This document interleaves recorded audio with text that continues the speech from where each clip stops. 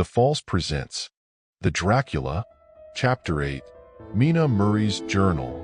Same day, 11 o'clock p.m. Oh, but I am tired.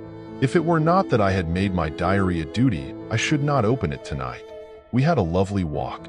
Lucy, after a while, was in gay spirits, owing, I think, to some dear cows who came nosing towards us in a field close to the lighthouse and frightened the wits out of us. I believe we forgot everything, except, of course, personal fear, and it seemed to wipe the slate clean and give us a fresh start. We had a capital severe tea at Robin Hood's Bay in a sweet little old-fashioned inn, with a bow window right over the seaweed-covered rocks of the Strand. I believe we should have shocked the new woman with our appetites. Men are more tolerant, bless them. Then we walked home with some, or rather many, stoppages to rest, and with our hearts full of a constant dread of wild bulls. Lucy was really tired, and we intended to creep off to bed as soon as we could. The young curate came in, however, and Mrs. Westenra asked him to stay for supper. Lucy and I had both a fight for it with the dusty miller.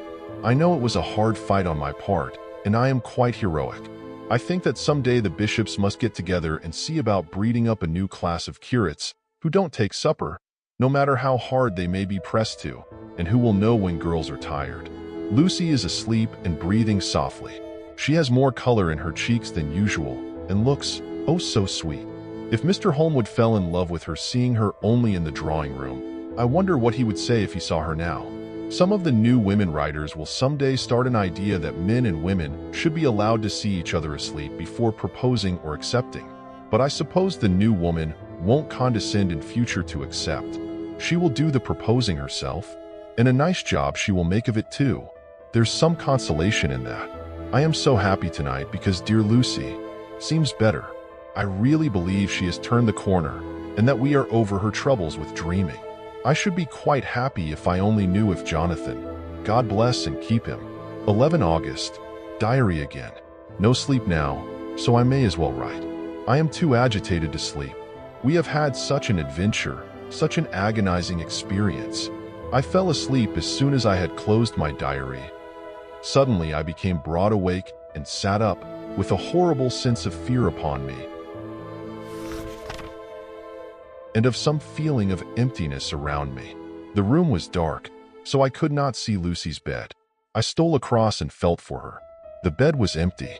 I lit a match and found that she was not in the room. The door was shut, but not locked, as I had left it. I feared to wake her mother, who has been more than usually ill lately, so threw on some clothes and got ready to look for her. As I was leaving the room, it struck me that the clothes she wore might give me some clue to her dreaming intention. Dressing gown would mean house, dress outside. Dressing gown and dress were both in their places. Thank God, I said to myself, she cannot be far, as she is only in her nightdress. I ran downstairs and looked in the sitting room. Not there. Then I looked in all the other rooms of the house, with an ever-growing fear chilling my heart. Finally, I came to the hall door and found it open. It was not wide open, but the catch of the lock had not caught. The people of the house are careful to lock the door every night, so I feared that Lucy must have gone out as she was. There was no time to think of what might happen. A vague, overmastering fear obscured all details. I took a big, heavy shawl and ran out. The clock was striking one as I was in the crescent, and there was not a soul in sight. I ran along the north terrace, but could see no sign of the white figure which I expected. At the edge of the west cliff above the pier, I looked across the harbor to the east cliff, in the hope or fear, I don't know which, of seeing Lucy in our favorite seat. There was a bright full moon, with heavy black, driving clouds, which threw the whole scene into a fleeting diorama of light and shade as they sailed across. For a moment or two I could see nothing, as the shadow of a cloud obscured St. Mary's Church and all around it. Then as the cloud passed I could see the ruins of the abbey coming into view, and as the edge of a narrow band of light as sharp as a sword cut moved along, the church and churchyard became gradually visible. Whatever my expectation was, it was not disappointed, for there, on our favorite seat, the silver light of the moon struck. A half-reclining figure, snowy white. The coming of the cloud was too quick for me to see much, for shadow shut down on light almost immediately, but it seemed to me as though something dark stood behind the seat where the white figure shone, and bent over it. What it was, whether man or beast, I could not tell. I did not wait to catch another glance, but flew down the steep steps to the pier and along by the fish market to the bridge, which was the only way to reach the east cliff. The town seemed as dead, for not a soul did I see. I rejoiced that it was so, for I wanted no witness of poor Lucy's condition. The time and distance seemed endless, and my knees trembled and my breath came labored as I toiled up the endless steps to the abbey. I must have gone fast, and yet it seemed to me as if my feet were weighted with lead, and as though every joint in my body were rusty. When I got almost to the top, I could see the seat and the white figure, for I was now close enough to distinguish it even through the spells of shadow. There was undoubtedly something, long and black, bending over the half, reclining white figure. I called in fright, "Lucy, Lucy," and something raised a head, and from where I was I could see a white face and red, gleaming eyes. Lucy did not answer, and I ran on to the entrance of the churchyard. As I entered, the church was between me and the seat, and for a minute or so I lost sight of her. When I came in view again, the cloud had passed, and the moonlight struck so brilliantly that I could see Lucy half reclining with her head lying over the back of the seat. She was quite alone, and there was not a sign of any living thing about. When I bent over her, I could see that she was still asleep. Her lips were parted, and she was breathing, not softly as usual with her, but in long, heavy gasps, as though striving to get her lungs full at every breath. As I came close, she put up her hand in her sleep and pulled the collar of her nightdress close around her, as though she felt the cold. I flung the warm shawl over her and drew the edges tight around her neck, for I dreaded lest she should get some deadly chill from the night air, unclad as she was. I feared to wake her all at once, so, in order to have my hands free to help her, I fastened the shawl at her throat with a big safety pin. But I must have been clumsy in my anxiety and pinched or pricked her with it, for by and by, when her breathing became quieter, she put her hand to her throat again and moaned. When I had her carefully wrapped up, I put my shoes on her feet, and then began very gently to wake her. At first, she did not respond, but gradually she became more and more uneasy in her sleep, moaning and sighing occasionally.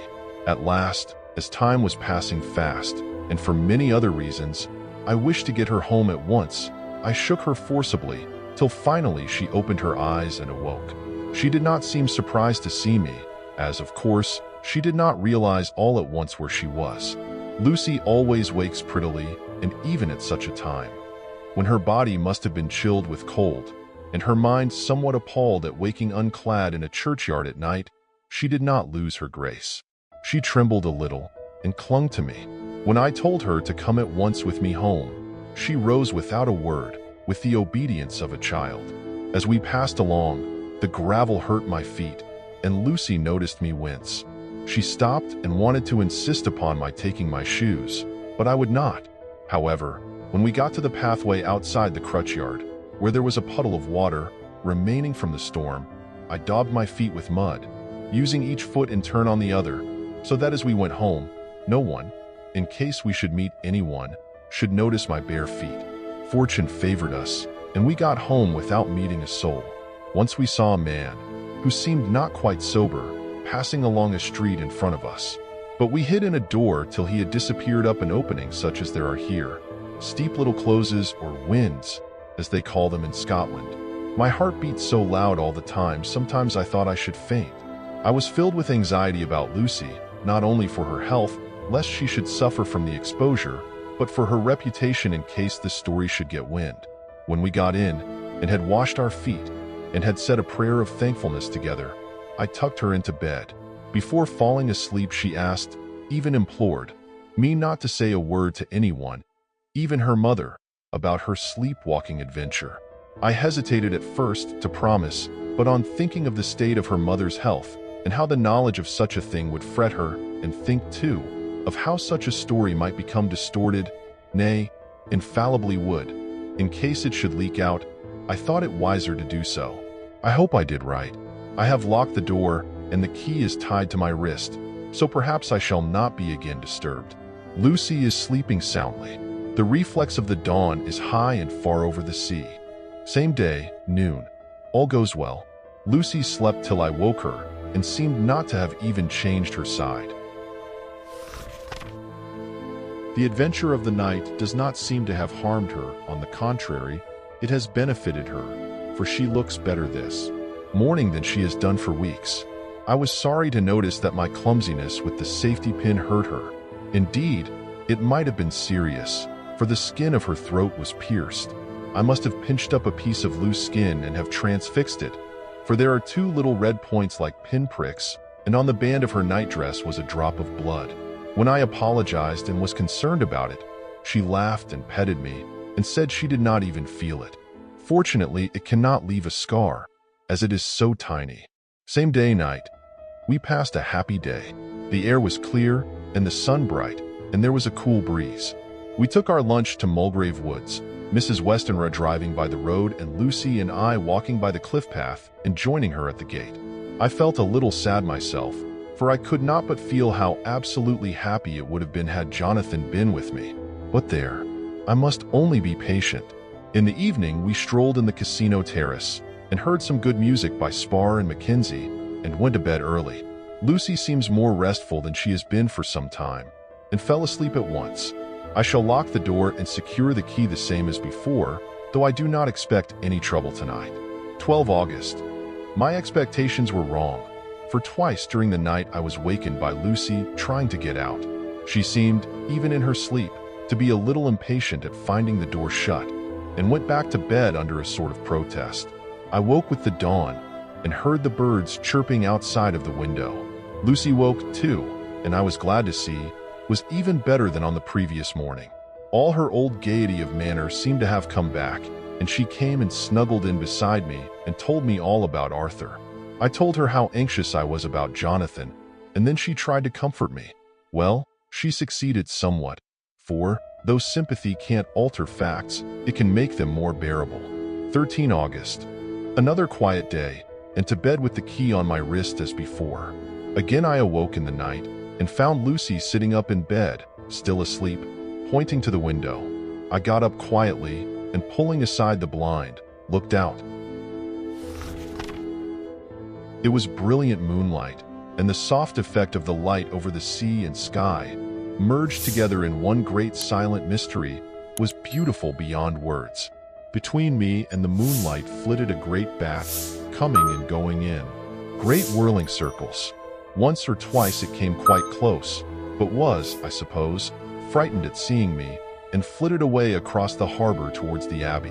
When I came back from the window, Lucy had lain down again and was sleeping peacefully. She did not stir again all night. 14 August. On the East Cliff, reading and writing all day. Lucy seems to have become as much in love with the spot as I am, and it is hard to get her away from it when it is time to come home for lunch or tea or dinner. This afternoon she made a funny remark. We were coming home for dinner and had come to the top of the steps up from the West Pier and stopped to look at the view, as we generally do. The setting sun, low down in the sky, was just dropping behind Kettleness. The red light was thrown over on the East Cliff and the old abbey, and seemed to bathe everything in a beautiful rosy glow. We were silent for a while, and suddenly Lucy murmured as if to herself, "His red eyes again. They are just the same." It was such an odd expression, coming apropos of nothing, that it quite startled me. I slewed round a little, so as to see Lucy well without seeming to stare at her, and saw that she was in a half-dreamy state, with an odd look on her face that I could not quite make out, so I said nothing, but followed her eyes. She appeared to be looking over at our own seat, whereon was a dark figure seated alone. I was quite a little startled myself, for it seemed for an instant as if the stranger had great eyes like burning flames, but a second look dispelled the illusion. The red sunlight was shining on the windows of St. Mary's Church behind our seat, and as the sun dipped there was just sufficient change in the refraction and reflection to make it appear as if the light moved. I called Lucy's attention to the peculiar effect, and she became herself with a start, but she looked sad all the same. It may have been that she was thinking of that terrible night up there. We never refer to it, so I said nothing, and we went home to dinner. Lucy had a headache and went early to bed. I saw her asleep and went out for a little stroll myself. I walked along the cliffs to the westward and was full of sweet sadness, for I was thinking of Jonathan. When coming home, it was then bright moonlight, so bright that, though the front of our part of the crescent was in shadow, everything could be well seen. I threw a glance up at our window and saw Lucy's head leaning out. I opened my handkerchief and waved it. She did not notice or make any movement whatever. Just then, the moonlight crept round an angle of the building, and the light fell on the window. There distinctly was Lucy with her head lying up against the side of the window sill, and her eyes shut. She was fast asleep, and by her, seated on the windowsill, was something that looked like a good-sized bird. I was afraid she might get a chill, so I ran upstairs, but as I came into the room she was moving back to her bed, fast asleep and breathing heavily. She was holding her hand to her throat, as though to protect it from the cold. I did not wake her, but tucked her up warmly. I have taken care that the door is locked and the window securely fastened. She looks so sweet as she sleeps, but she is paler than is her wont, and there is a drawn, haggard look under her eyes which I do not like. I fear she is fretting about something. I wish I could find out what it is. 15 August. Rose later than usual. Lucy was languid and tired, and slept on after we had been called. We had a happy surprise at breakfast. Arthur's father is better, and wants the marriage to come off soon. Lucy is full of quiet joy, and her mother is glad and sorry at once. Later on in the day, she told me the cause. She is grieved to lose Lucy as her very own, but she is rejoiced that she is soon to have someone to protect her. Poor dear, sweet lady. She confided to me that she has got her death warrant. She has not told Lucy, and made me promise secrecy. Her doctor told her that within a few months, at most, she must die, for her heart is weakening. At any time, even now, a sudden shock would be almost sure to kill her. Ah, we were wise to keep from her the affair of the dreadful night of Lucy's sleepwalking. 17 August. No diary for 2 whole days. I have not had the heart to write. Some sort of shadowy pall seems to be coming over our happiness. No news from Jonathan, and Lucy seems to be growing weaker, whilst her mother's hours are numbering to a close. I do not understand Lucy's fading away as she is doing. She eats well and sleeps well, and enjoys the fresh air, but all the time the roses in her cheeks are fading, and she gets weaker and more languid day by day. At night I hear her gasping as if for air. I keep the key of our door always fastened to my wrist at night, but she gets up and walks about the room, and sits at the open window. Last night I found her leaning out when I woke up, and when I tried to wake her I could not. She was in a faint. When I managed to restore her, she was weak as water, and cried silently between long, painful struggles for breath. When I asked her how she came to be at the window, she shook her head and turned away. I trust her feeling ill may not be from that unlucky prick of the safety pin. I looked at her throat just now as she lay asleep, and the tiny wounds seemed not to have healed. They are still open, and if anything, larger than before, and the edges of them are faintly white. They are like little white dots with red centers. Unless they heal within a day or two, I shall insist on the doctor seeing about them. Letter, Samuel F.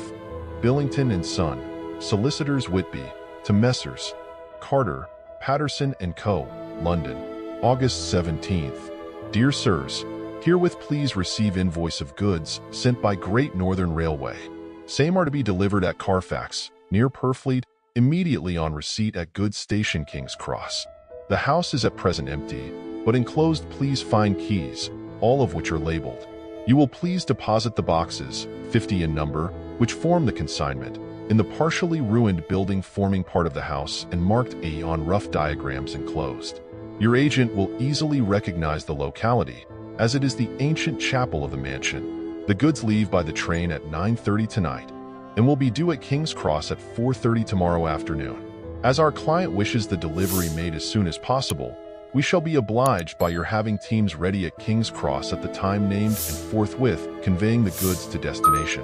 In order to obviate any delays possible through any routine requirements as to payment in your departments, we enclose check herewith for £10, receipt of which please acknowledge.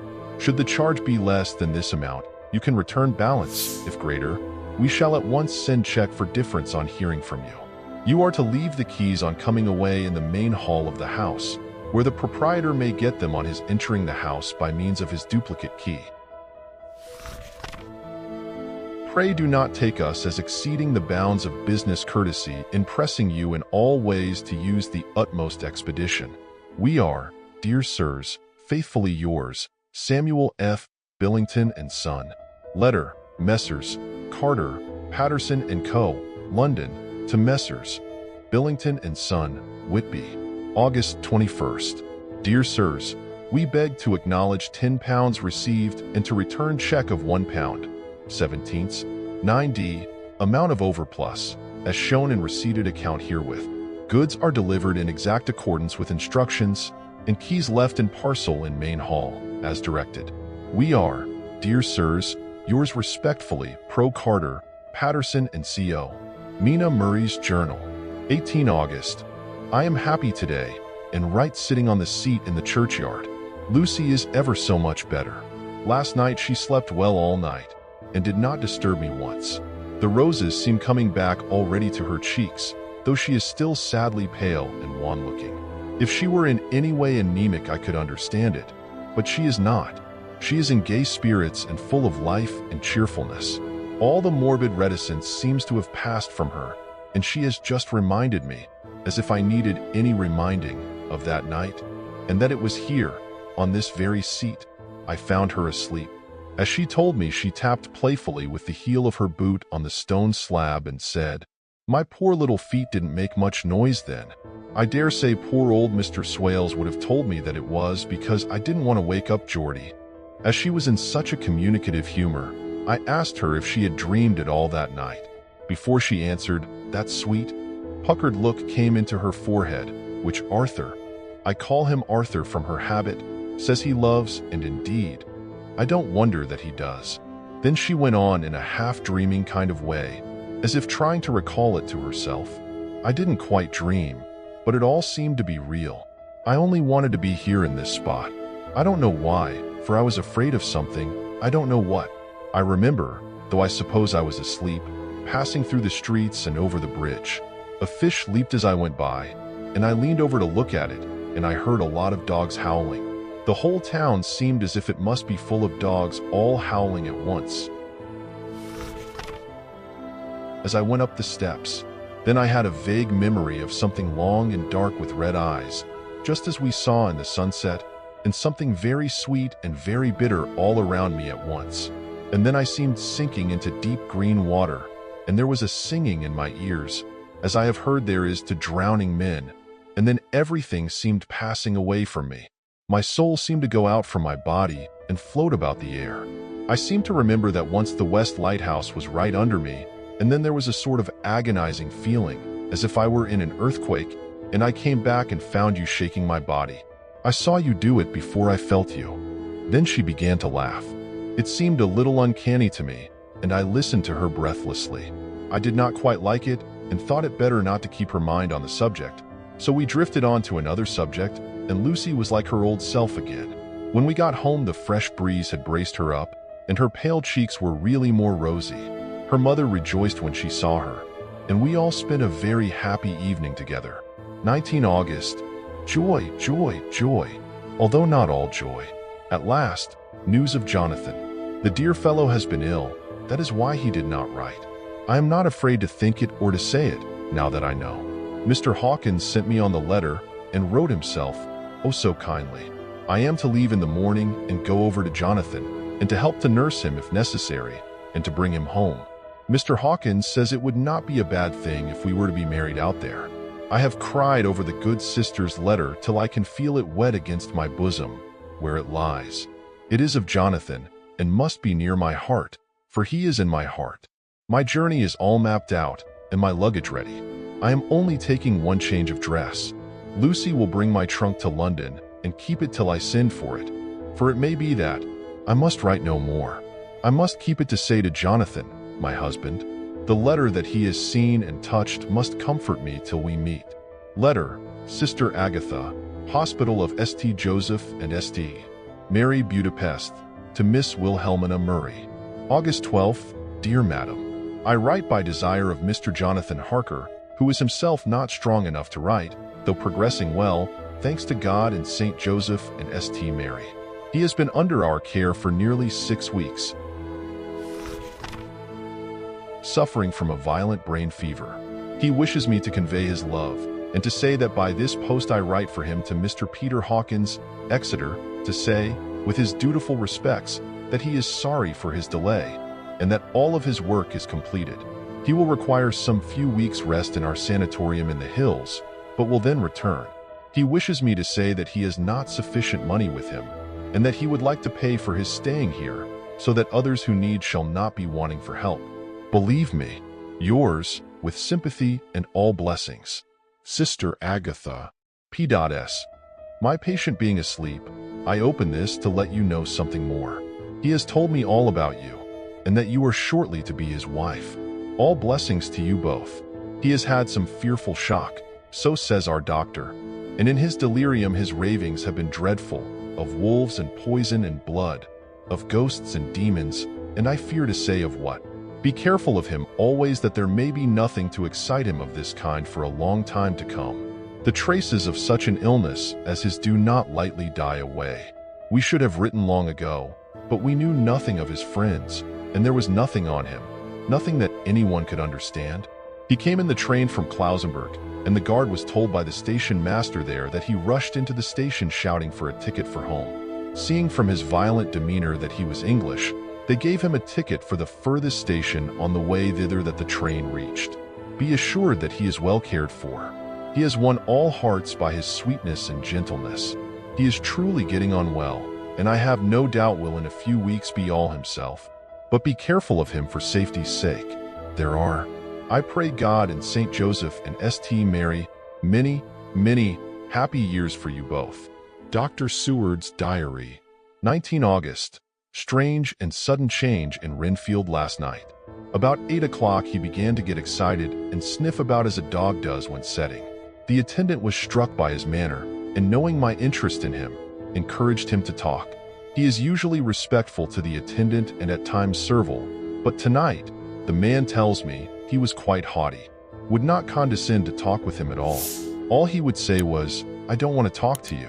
You don't count now. The master is at hand." The attendant thinks it is some sudden form of religious mania which has seized him. If so, we must look out for squalls, for a strong man with homicidal and religious mania at once might be dangerous. The combination is a dreadful one. At 9 o'clock, I visited him myself. His attitude to me was the same as that to the attendant. In his sublime self-feeling, the difference between myself and the attendant seemed to him as nothing. It looks like religious mania, and he will soon think that he himself is God. These infinitesimal distinctions between man and man are too paltry for an omnipotent being. How these madmen give themselves away! The real God taketh heed lest a sparrow fall. But the God created from human vanity sees no difference between an eagle and a sparrow. Oh, if men only knew! For half an hour or more Renfield kept getting excited in greater and greater degree. I did not pretend to be watching him, but I kept strict observation all the same. All at once that shifty look came into his eyes which we always see when a madman has seized an idea, and with it the shifty movement of the head and back which asylum attendants come to know so well. He became quite quiet, and went and sat on the edge of his bed resignedly, and looked into space with lackluster eyes. I thought I would find out if his apathy were real or only assumed, and tried to lead him to talk of his pets, a theme which had never failed to excite his attention. At first he made no reply, but at length said testily, "Bother them all. I don't care a pin about them." "What?" I said. "You don't mean to tell me you don't care about spiders?" Spiders at present are his hobby, and the notebook is filling up with columns of small figures. To this he answered enigmatically, "The bride maidens rejoice the eyes that wait the coming of the bride. But when the bride draweth nigh, then the maidens shine not to the eyes that are filled." He would not explain himself, but remained obstinately seated on his bed all the time I remained with him. I am weary tonight and low in spirits. I cannot but think of Lucy, and how different things might have been. If I don't sleep at once, chloral, the modern Morpheus. I must be careful not to let it grow into a habit. No, I shall take none tonight. I have thought of Lucy, and I shall not dishonor her by mixing the two. If need be, tonight shall be sleepless. Later, glad I made the resolution, gladder that I kept to it. I had lain tossing about, and had heard the clock strike only twice, when the night watchman came to me, sent up from the ward, to say that Renfield had escaped. I threw on my clothes and ran down at once. My patient is too dangerous a person to be roaming about. Those ideas of his might work out dangerously with strangers. The attendant was waiting for me. He said he had seen him not 10 minutes before, seemingly asleep in his bed, when he had looked through the observation trap in the door. His attention was called by the sound of the window being wrenched out. He ran back and saw his feet disappear through the window, and had at once sent up for me. He was only in his night gear, and cannot be far off. The attendant thought it would be more useful to watch where he should go than to follow him, as he might lose sight of him whilst getting out of the building by the door. He is a bulky man, and couldn't get through the window. I am thin, so with his aid, I got out, but feet foremost, and as we were only a few feet above ground, landed unhurt. The attendant told me the patient had gone to the left and had taken a straight line, so I ran as quickly as I could. As I got through the belt of trees, I saw a white figure scale the high wall which separates our grounds from those of the deserted house. I ran back at once, told the watchman to get 3 or 4 men immediately and follow me into the grounds of Carfax, in case our friend might be dangerous. I got a ladder myself, and crossing the wall, dropped down on the other side. I could see Renfield's figure just disappearing behind the angle of the house, so I ran after him. On the far side of the house, I found him pressed close against the old iron-bound oak door of the chapel. He was talking, apparently to someone, but I was afraid to go near enough to hear what he was saying, lest I might frighten him and he should run off. Chasing an errant swarm of bees is nothing to following a naked lunatic when the fit of escaping is upon him. After a few minutes, however, I could see that he did not take note of anything around him, and so ventured to draw nearer to him. The more so as my men had now crossed the wall and were closing him in. I heard him say, "I am here to do your bidding, master. I am your slave, and you will reward me, for I shall be faithful. I have worshipped you long and afar off. Now that you are near, I await your commands, and you will not pass me by, will you, dear master, in your distribution of good things?" He is a selfish old beggar anyhow. He thinks of the loaves and fishes even when he believes his is in a real presence. His manias make a startling combination. When we closed in on him, he fought like a tiger. He is immensely strong, for he was more like a wild beast than a man. I never saw a lunatic in such a paroxysm of rage before, and I hope I shall not again. It is a mercy that we have found out his strength and his danger in good time. With strength and determination like his, he might have done wild work before he was caged. He is safe now, at any rate.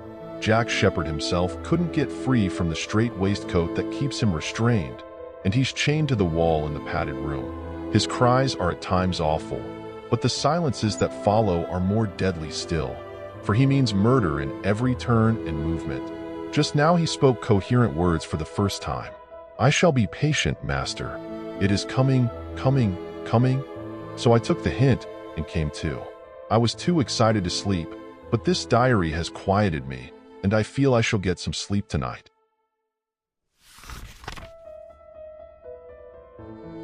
Please like, comment, share, subscribe to our channel for more. Thank you.